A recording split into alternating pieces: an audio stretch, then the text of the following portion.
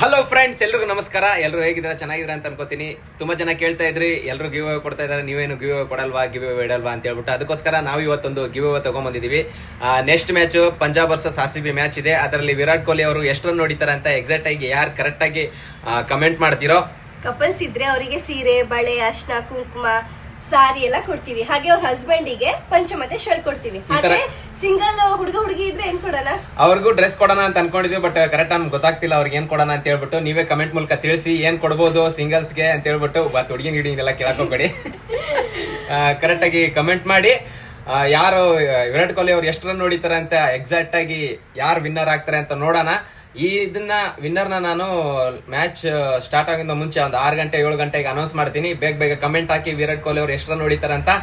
ಈ ಸತಿ RCB ಗೆದ್ರೆ ಬೇರೆ ಒಂದು ಗಿವ್ ಅವೇ ಕೊಡೋಣ. ಜೈ RCB! ಜೈ RCB!